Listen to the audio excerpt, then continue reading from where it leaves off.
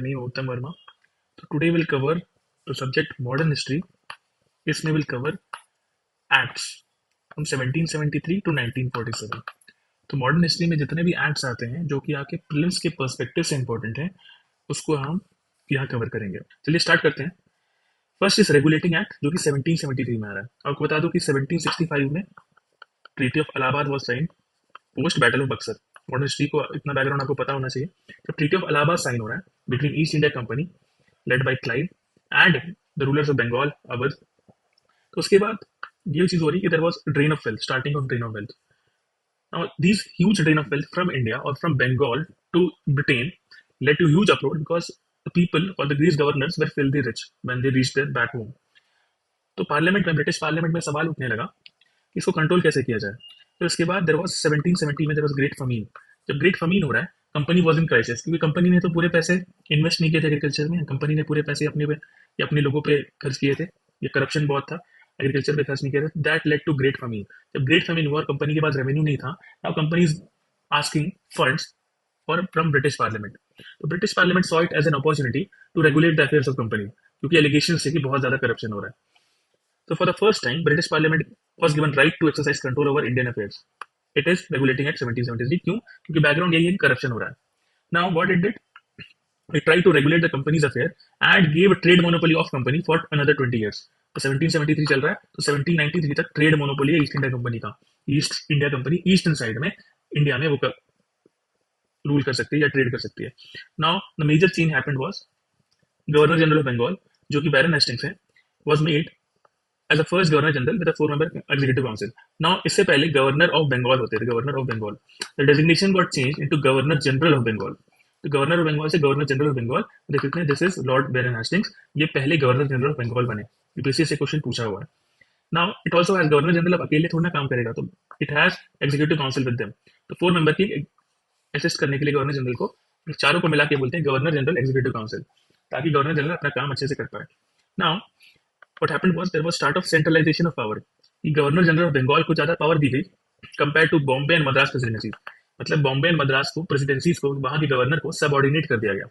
So it established a centralized authority for the first time in India. There was also one provision in regulating act which is establishment of supreme court in Calcutta. Now अगर supreme court है तो ऐसा देखिए कि उस time ये बंगाल के affairs को, स्पेशली कलकत्ता के अफेयर्स को सुलझाएगा या डिस्प्यूट सॉल्व करेगा। तो it was set up at Fort William with the chief justice sir Elijah Impey and 3 जजेस from England having jurisdiction over British subject. तो हर चीज ग्रेजुअल एवोल्यूशन होता है। तो पहले वो ब्रिटिश सब्जेक्ट को गवर्न कर रही है।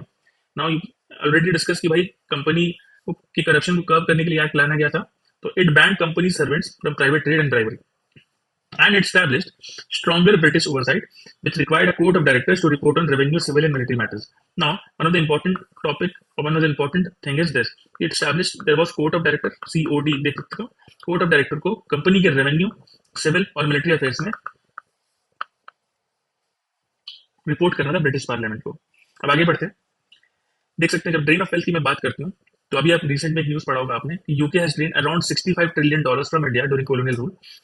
Now this billionaire wealth surged by 2 trillion in 2024. ये ऑक्सफैम रिपोर्ट का था। तो it happened और started from 1765 and it was till 1947. तो अब ड्रेन ऑफ वेल्थ जो यहाँ स्टार्ट हो रहा है 65 ट्रिलियन, वो यहीं से ट्रीटी ऑफ इलाहाबाद की बात से स्टार्ट हो रहा है।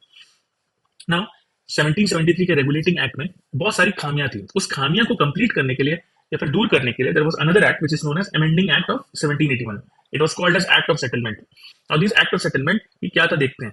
अब गवर्नर जनरल और उनके काउंसिल को, क्योंकि आपके पास कोर्ट भी है, सुप्रीम कोर्ट है एंड वो ब्रिटिश जुरिडिक्शन पे है, तो गवर्नर जनरल और उनके काउंसिल भी ब्रिटिश हैं। Now this governor general council as well as company servants were exempt from supreme court jurisdiction. उनको कायदे से इम्यूनिटी मिला। Revenue matters was excluded from supreme court ताकि वो अच्छे से लूट पाए, बिकॉज ये लूट ही चल रहा था, ड्रेन ऑफ वेल्थ ही है इंडिया से। जुरिडिक्शन का स्कोप जो है पूरे कैलकाटा के इनहेबिटेंट्स में लग गया and the cases followed personal laws because Hindu law for Hindus and Muslim law for Muslims. पहले जो सिर्फ ब्रिटिश सब्जेक्ट के लिए था वो धीरे धीरे एक्सपैंड हो रहा है ग्रेजुअली। अपील सिस्टम जो कि appeal from provincial court now went to governor general in council rather than supreme court and governor general in council could establish regulations for provincial court council. तो अब देख सकते हैं गवर्नर जनरल जो है और उसके काउंसिल है एग्जीक्यूटिव काउंसिल, उसको बहुत ज्यादा पावर दी गई है compare to any kind of court और एनी काइंड ऑफ प्रेसिडेंसी। तो दीज वेर सुप्रीम। आगे बढ़ते हैं। पिट्स इंडिया एक्ट 1784, इट्स को ईआईसी एक्ट बोलते हैं, ईस्ट इंडिया कंपनी एक्ट भी बोलते हैं। It was named after then prime minister William Pitts तो इसने वजह से नाम पिट्स एक्ट है। Now it establish British control over EIC and made the East India Company subordinate to the British government. अगर मैं कंपनी के टेरिटरीज को सबऑर्डिनेट बना रही है, मतलब इंडियन टेरिटरीज जो कि कंपनी के कंट्रोल में है, उसको भी अपने कंट्रोल में ले आएगी, तो इसीलिए उसको कहा गया British possessions in India. Now the important thing is it established the body which is called as Board of Control which was a 6 member body. तो Board of Control which was a 6 member body, इसमें से जो 4 member हैं वो British cabinet के थे and 2 member जो है प्रीवी काउंसिल के थे। Now this board of control had full powers over civil, military, and revenue matters with access of all company records and power to approve dispatches. Now, this line is important for you. Board of control, this body is also important to you. तो अब याद हम ऐसे रखेंगे, जो prelims के लिए important thing है, court of directors and board of control, हमने 2 बॉडी पढ़ी। तो कोर्ट ऑफ डायरेक्टर जो है कमर्शियल मैटर को डील करेंगे 1784 के बाद में, एंड बोर्ड ऑफ कंट्रोल जो है रेवेन्यू, सिविल। तो you can see C equal to C याद रखोगे, court of director equal to commercial, and बाकी आप एलिमिनेट कर सकते हो। बोर्ड ऑफ कंट्रोल अगर ऐसा क्वेश्चन आता है तो आप इजीली एलिमिनेट कर पाओगे। Board of control equal to revenue, civil and military affairs, RCM. तो आरसीएम एक बहुत पहले कंपनी हुई करती थी, now it's easy to remember. आगे बढ़ते हैं। It established a dual control system and it separated the commercial and political roles of the company. The trade remained with the company while the governance was controlled by British government. यही मैं बोल रहा हूँ, अगर commercial political function को अगर अलग कर दिया गया तो this is commercial function, this court of director is. तो नाउ द स्ट्रक्चर इज, मैं आपके लिए स्ट्रक्चर बना देता हूँ कि ब्रिटिश को कैसे स्ट्रक्चर अभी कंट्रोल कर रही है इंडिया में। तो first is crown, you know British crown सबसे टॉप पे है। उसके बाद उन्होंने बनाया पार्लियामेंट, और ब्रिटिश पार्लियामेंट ने बनाया board of control. Board of control के क्या है, ब्रिटेन में होगा लॉजिकली। उसके बाद आएगा कोर्ट ऑफ डायरेक्टर, वो भी ब्रिटेन में, but it is kind of seeing the commercial affairs of the company. उसके बाद there is governor general of Bengal. उसके बाद सबऑर्डिनेट है governor of Madras and governor of Bombay. तो this is kind of governing structure of East India company in 1784, और यही लगभग remain हुआ है पूरे आपके 1857 तक।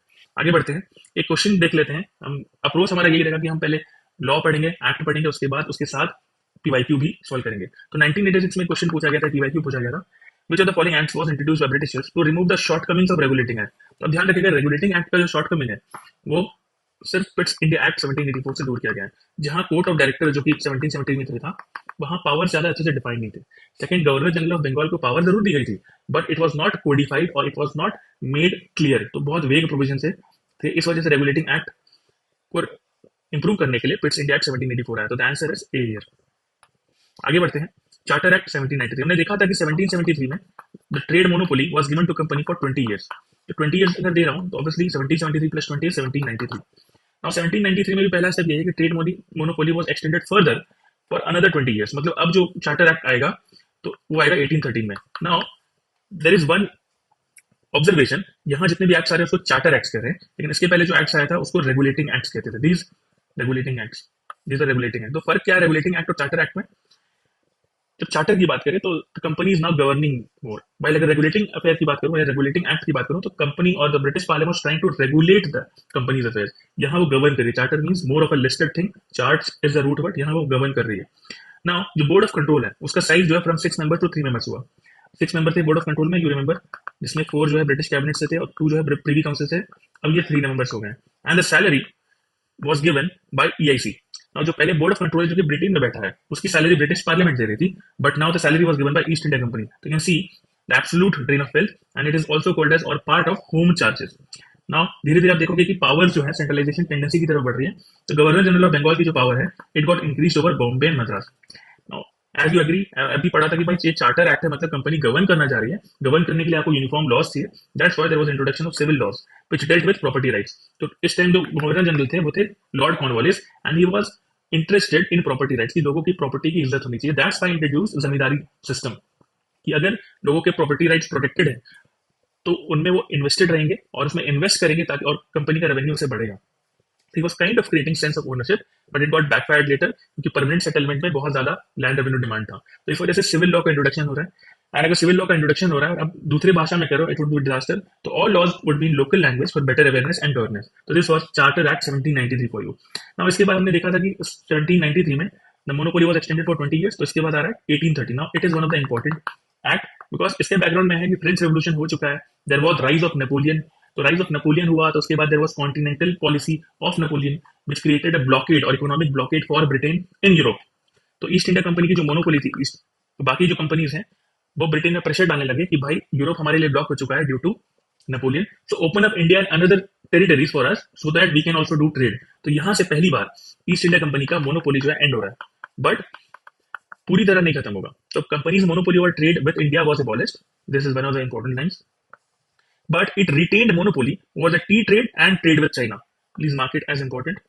तो मोनोपोली जरूर खत्म हो रहा है, बट दो चीजें अभी भी मोनोपोली थी ईस्ट इंडिया कंपनी की, over T trade and trade with China, ये आप ध्यान रखिएगा। Now the company's privileges were renewed, but the crown asserted sovereignty over Indian territories. Now crown is asserting sovereignty over Indian territories. ये आप ध्यान रखिएगा, क्यों? क्योंकि बहुत सारे यूरोपियंस, बहुत सारी कंपनीज आ रहे हैं, तो भाई अगर क्राउन असर्ट कर रहा है, बिकॉज बाकी सब तो प्राइवेट कंपनीज हैं, क्राउन असर्ट कर रहा है मतलब गवर्नमेंट असर्ट कर रही है। थर्ड पे आते हैं, the board of control's powers were expanded significantly. Fourth पे आते हैं, provision was made to spend 1 lakh rupees annually on the promotion of education in India, क्योंकि बहुत सारे यूरोपियंस आए, क्रिश्चियन मिशनरीज भी आई, तो इसके बाद देयर वाज अ थॉट कि भाई इंडियंस को इंट्रोड्यूस किया जाए एजुकेशन से, वेस्टर्न एजुकेशन से, तो for that 1 lakh rupees was given. Now ये जो 1 लाख रुपीज है, ये इंट्रोड्यूस जरूर हुआ था 1813 में, बट 10 ईयर्स तक until 1823 it was not being given because of anglicist and oriental controversy कि भाई लैंग्वेज हम कौन सा यूज करेंगे, ओरिएंटल लैंग्वेज यूज करेंगे, इंग्लिश लैंग्वेज यूज करेंगे। One of the most important factors is allowed the use of missionaries to preach Christianity in India। Christianity का जो इंट्रोडक्शन है फॉर्मल वे में स्टेट बैक रूप में यहाँ से हो रहा है। तो 2019 में एक क्वेश्चन आया था, हम देखते हैं। Consider the following statements about the charter act of 1813, you try to solve it and please you can post your answers in comments. It ended the trade monopoly of East India company in India except for trade in tea and trade with China. तो अभी हमने देखा कि ये statement जो है correct है, because monopoly and जरूर हो रही है, लेकिन trade in tea and trade with China में नहीं हुआ था। Then it asserted the sovereignty of the British Crown over the Indian territories held by company, ये भी हमने देखा, this was correct। The revenues of India were now controlled by British Parliament। Now ये British parliament क्यों control करेगा? अभी हमने एक स्ट्रक्चर देखा था, ब्रिटिश क्राउन एग्जिस्टेड, उसके नीचे board of control existed, then court of directors existed, उसके बाद there is governor general of Bengal, ये है, उसके बाद सबऑर्डिनेशन है। तो ये देख सकते हो ब्रिटिश पार्लियामेंट तो यहाँ कहीं आएगा, जैसे British parliament. The revenues of India were now controlled by, most logical जो चीज होगी वो कोर्ट ऑफ डायरेक्टर होगा, this is controlled by court of director rather than British Parliament। The answer is 1 and 2 only, A। तो solution हम देखते हैं।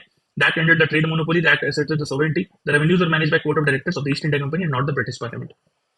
आगे बढ़ते हैं। 1813 में भी 20 ईयर्स के लिए ट्रेड मोनोपोली दी गई कंपनी को, बट मोनोपोली एंड हुआ, लेकिन सब चीज में नहीं। लेकिन 1833 की बात करूं तो कंपनी की जो मोनोपोली है कंप्लीटली अबॉलिश हो जाती है, मतलब कि ईस्ट इंडिया कंपनी है, अब उसके पास ट्रेडिंग मोनोपोली नहीं है, तो it is now more of N administrative body rather than a trading body. तो इसीलिए लिखा हुआ है 20 ईयर्स के लिए फिर से एक्सपैंड कर दिया गया। 1833 के बाद आएगा 1853।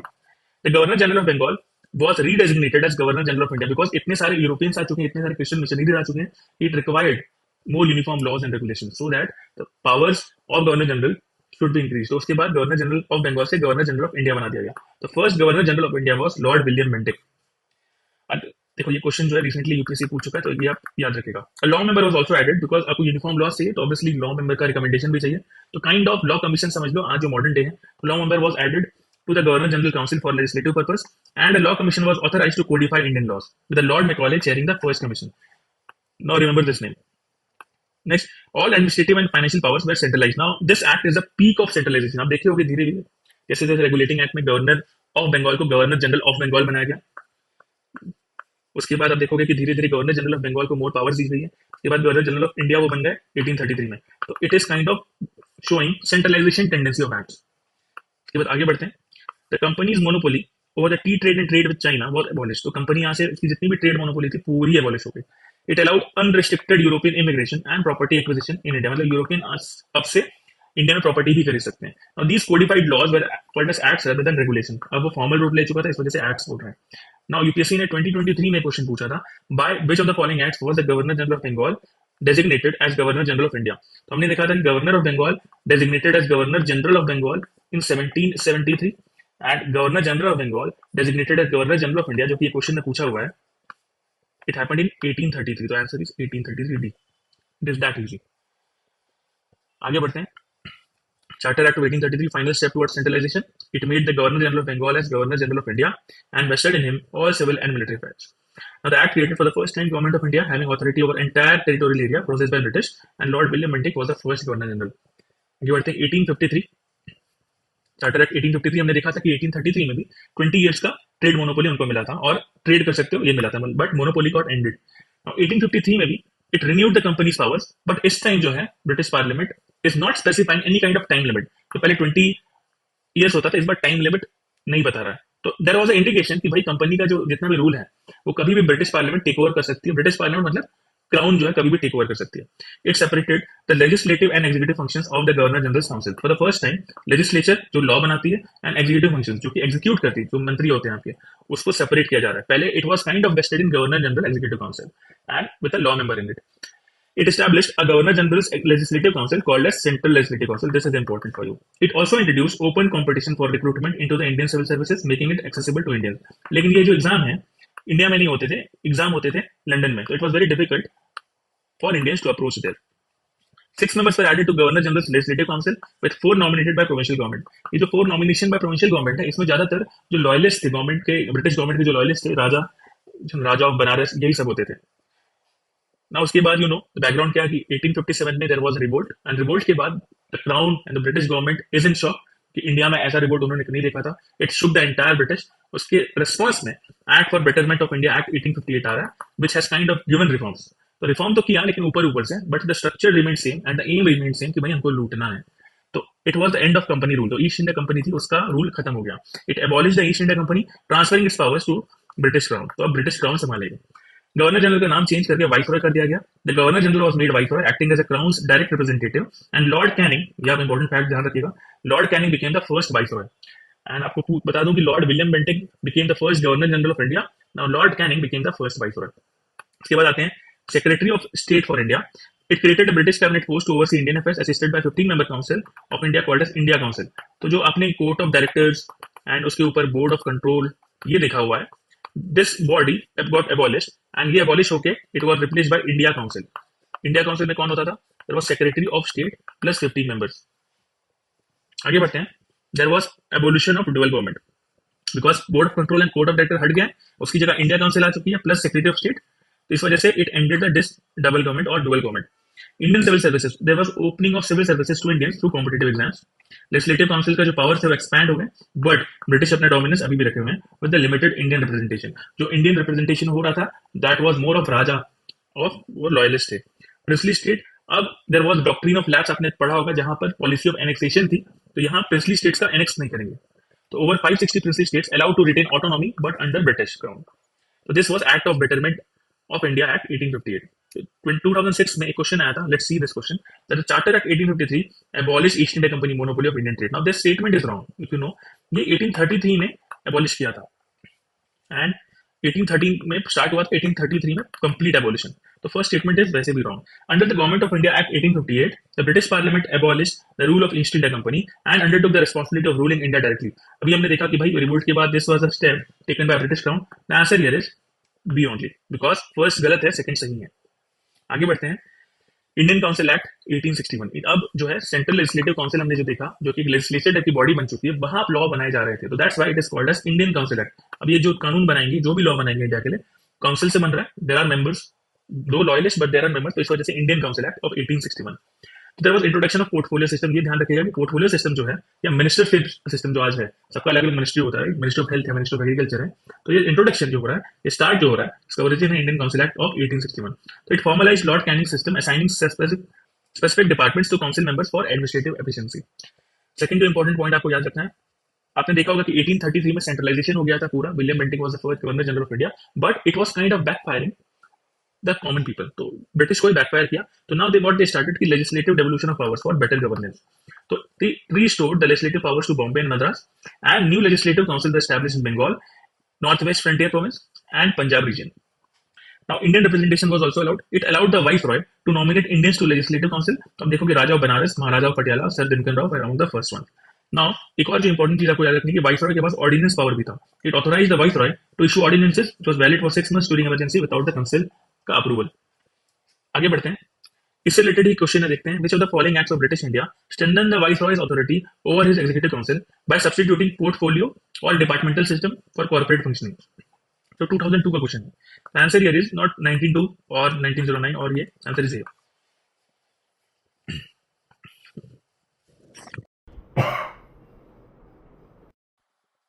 आगे बढ़ते हैं। Indian council act 1892।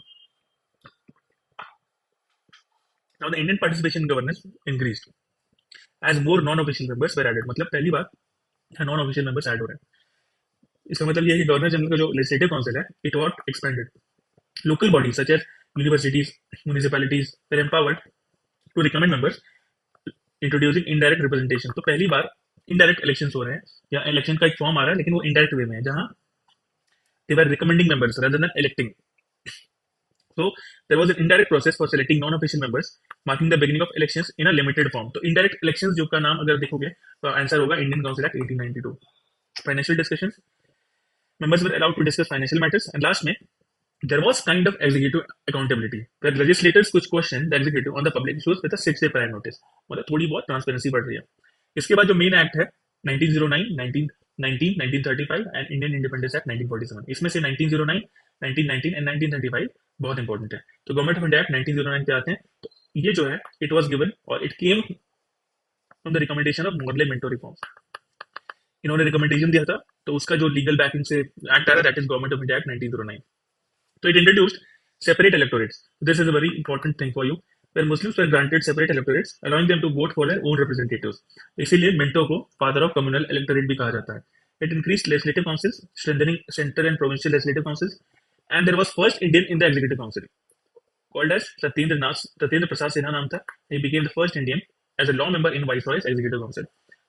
उसके बाद, if I talk about the discussions in parliament, there was limited discussions allowed in the legislature, where Indian members could discuss budgets but had no power to vote. So this is important point for you, that Indian members could discuss budget but they had no power to vote. And there was increase in Indian representation, where more Indians were included in councils, though British dominance हुआ करता था। UPSC ने question पूछा हुआ है, the most short lived of all of the Britain constitutional experiments in India was.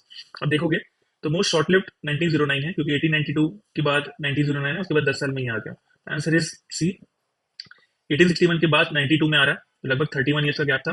1892 के बाद 1909 में आ रहा है, तो 17 ईयर्स का गैप था। 1909 के बाद लगभग 10 साल में ही जो सी कि कानून आ गया। उसके बाद 1935 आ रहा है, तो गैप लगभग 16 ईयर्स का है, तो answer is C. Now we have government of India act 1919, जिस called as Montagu Chelmsford reforms. तो मोंटेग ने स्टेटमेंट दिया था एंड उनके रिकमेंडेशन पे गवर्नमेंट ऑफ इंडिया एक्ट 1919 आ रहा है। It is important. It introduce directly in provinces, where provincial subjects were divided. जो प्रोविंशियल सब्जेक्ट थे या स्टेट के सब्जेक्ट थे, they were divided into two types: reserved subjects, which was controlled by governor। तो इसमें जो गवर्नर अगर control करेगा, जो कि ब्रिटिश एजेंट है या फिर ब्रिटिश है एज अ सिटीजन, तो वो जो है इंपॉर्टेंट मैटर्स को डील करेगा ताकि रेवेन्यू एक्सट्रैक्शन में इजीनेस हो। तो police, finance and law were used. Now the transferred subjects was controlled by Indians, खासकर इंडियन मिनिस्टर्स। तो health, education, agriculture, local self government, जितनी भी वेलफेयर वाली चीजें हैं, वो जो इंडियंस ही का उसको करेंगे, एंड उसके लिए उसको ट्रांसफर्ड लिस्ट बोलते हैं। Now bicameralism was introduced in the centre, where legislative assembly 144 members थे एंड काउंसिल ऑफ स्टेट में 60 मेंबर्स थे। इसमें नॉमिनेशन भी स्टार्ट हो गया, because we have seen the recommendation part. The separate electorate, which was given to Muslims in 1909, was extended because it served as a potent tool for British to divide India. So now it included Sikhs, Europeans, Anglo-Indians, and others. It also increased voting franchise कि भाई बहुत ज्यादा लोग vote कर सकते हैं, but there was condition, and the condition was based on property, tax, and education. जिनके पास ये लिमिटेड संख्या में होगा, उन्हीं लोग वोटिंग कर पाएंगे। Next, it gave limited autonomy to provinces. It was the first step towards self-governance, but they were still under British control. तो मोंटेग ने स्टेटमेंट दिया था कि we would introduce a responsible government in India। तो इस वजह से एक लिमिटेड ऑटोनॉमी तो दिया है प्रोविंसेस में by introducing डायरकी। आगे चलते हैं, इसका क्वेश्चन आया था 22 में, 2022 में क्वेश्चन आया था। In the Government of India Act 1990, the functions of provincial government were divided into reserved and transferred subjects. Which of the following was treated as reserved subjects? अब आप मुझे कमेंट में बताइए इसमें से क्या चीज रिजर्व सब्जेक्ट्स होगी और क्या चीज ट्रांसफर्ड सब्जेक्ट होगी। तो अभी हमने देखा था कि रिजर्व सब्जेक्ट जो है it was controlled by governor, तो ऑब्वियसली इंपॉर्टेंट चीज होगी, रेवेन्यू एक्सट्रैक्शन रिलेटेड होगी, लॉ एंड ऑर्डर रिलेटेड होगी। तो इस वजह से जो रिजर्व सब्जेक्ट है इसमें से administration of justice, land revenue and policing, ये चीज तो है reserve subjects. But if I talk about transferred subject, जो कि आप इंडियंस के हाथ में होगा, that is basically self local self government. The answer is 1, 3 and 4 सी। आगे बढ़ते हैं। 2012 में एक और क्वेश्चन पूछा था गवर्नमेंट ऑफ इंडिया एक्ट 1919 में, introduction of dyarchy in the executive government of the provinces. तो हमने देखा कि डायरकी इंट्रोड्यूस हो रहा है, जहां ट्रांसफर्ड लिस्ट और रिजर्व लिस्ट की बात हुई है। तो प्रोविंसेस में इंट्रोड्यूस हुआ था, तो पहला स्टेटमेंट सही है। इंट्रोडक्शन ऑफ सेपरेट इलेक्टोरेट्स और separate communal electorates for Muslims, now this is wrong because Muslims के लिए 1909 में आया था, 1919 में नहीं, तो सेकंड इज रॉन्ग। तो I can eliminate second statement. And the devolution of legislative authority by the centre to province, हमने देखा कि भाई लॉ मेकिंग अथॉरिटी डेवलप हुआ है, आंसर इज सी 1 एंड 3। उसके बाद आते हैं गवर्नमेंट ऑफ इंडिया एक्ट 1935 में, जो कि एक तरह से साइमन कमीशन के रिकमेंडेशन से बनी थी। तो what it did that it the Simon commission recommended abolishment of dyarchy. तो इसलिए डायरकी का एबॉलिश हुआ कहाँ, प्रोविंशियल लेवल पे। जो प्रोविंसेस में डायरकी थी, अभी हमने देखा था रिजर्व लिस्ट और ट्रांसफर्ड लिस्ट, उसको एबॉलिश कर दिया प्रोविंसेस से, एंड उसकी जगह प्रोविंशियल ऑटोनॉमी को इंट्रोड्यूस किया कि भाई प्रोविंशियल्स अपना काम अच्छे से कर सकते हैं with elected ministers fully controlling provincial subjects. Now dyarchy को जो हटाया प्रोविंसेस से, उसको उन्होंने सेंटर पे इंट्रोड्यूस कर दिया, सेंटर लेवल पे। तो सेंटर पे अब रिजर्व सब्जेक्ट था जो कि पहले गवर्नर संभाल रहे थे, तो सेंटर पे गवर्नर जनरल होगा या वाइस होगा, वो संभाल रहे हैं specially defence and external affairs. And transfer subject है इंडियन मिनिस्टर संभालेंगे, जो कि अदर सब्जेक्ट मतलब वेलफेयर वाले सब्जेक्ट है। देयर वाज एस्टैब्लिशमेंट, ये प्रपोजल था कि भाई हम ऑल इंडिया फेडरेशन बनाएंगे at the central level. All India federation में प्रोविंसेस के मेंबर्स होंगे एंड ब्रिटिश प्रिंसली स्टेट्स के मेंबर होंगे। तो प्रोविंसेस में जनरली कांग्रेस जीत रही थी, कांग्रेस के मेंबर्स होते थे, एंड प्रिंसली स्टेट में ऑब्वियसली मोनार्की है तो प्रिंसेस होते थे। तो प्रिंसेस नॉमिनेट कर सकते थे इसमें अपने मेंबर्स, और प्रोविंसेस से Congress. The main aim of British was to curb the influence of Indian national Congress, इस वजह से वो ऐसा चाह रही थी। बट प्रिंसेस सॉ कि अगर हम ये बन गया है बॉडी, तो Britishers would control us even more, और कांग्रेस का भी हो सकता है इन्फ्लुएंस हो जाए, इंडियन नेशनल कांग्रेस के मूवमेंट का भी इन्फ्लुएंस प्रिंसली स्टेट में हो जाए। तो that's why it was never established, because princely states never agreed to join. It extended that separate electorates, more communities like women, labor, business, and landlords basically got separate electorates. So separate electorate got or was used as potent tool by British. Now the bicameralism also expanded. It was introduced in 6 provinces. Bicameralism मतलब 2 houses. It also created federal court which was established in 1937 to resolve dispute. तो यहाँ जो federal dispute है ना, state provinces के बीच में जितने भी दिक्कतें हो रही हैं, जितने भी चैलेंजेस है, उसको रिजॉल्व करने के लिए फेडरल कोर्ट आ रहा है।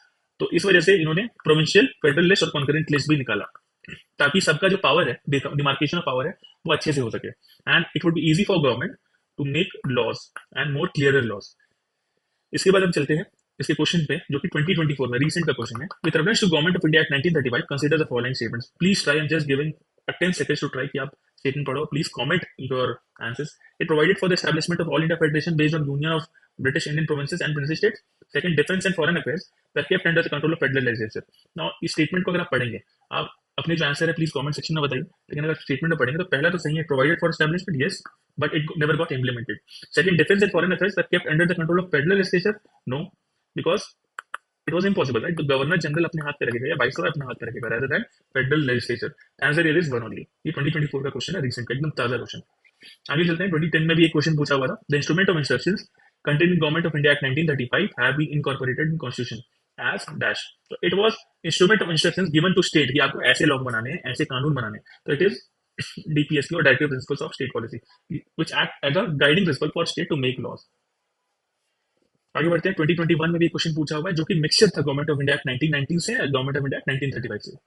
The Montague-Chelmsford reforms of 1919 recommended granting voting rights to all women above the age of 21. Now, all women is kind of extreme statement, तो ऐसे भी आप इसको हटा सकते हो। और हमने देखा था कि 1919 में वोटिंग राइट्स जरूर मिल रही थी, but it was kind of limited and it was based more on taxes, education etcetera.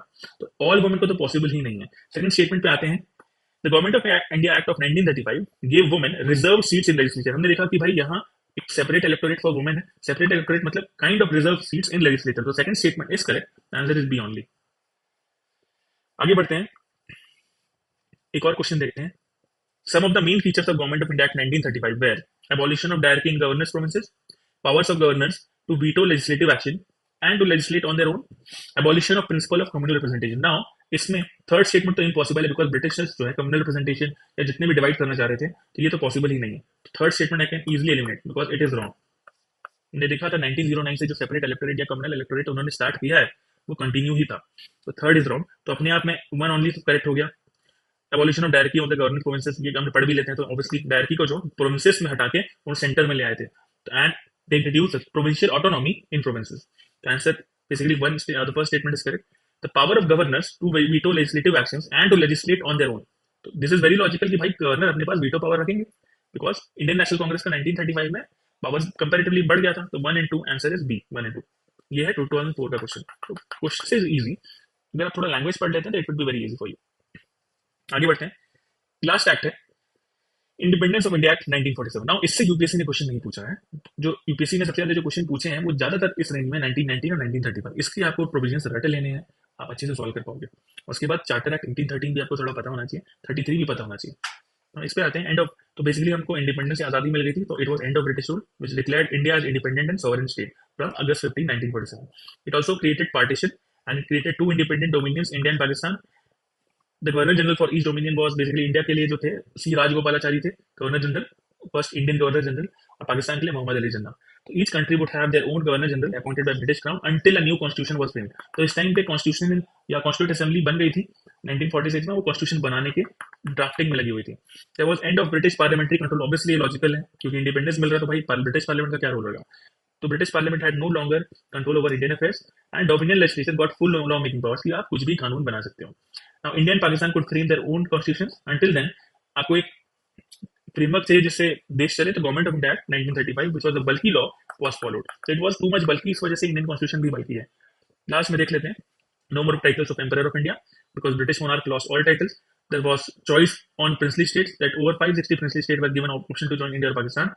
Sardar Patel and VPNN led integration efforts. Abolition of Secretary of State, obviously logical. Constituent Assembly got the authority to frame their own constitutions. And last, may end of British control over armed forces. Indian Pakistani armed forces were no longer under British control, though British officers continued in service temporarily because एक smooth transition चाहिए था. So with this, we have completed our video and we have completed all the acts. हमने बहुत सारे question भी solve किया.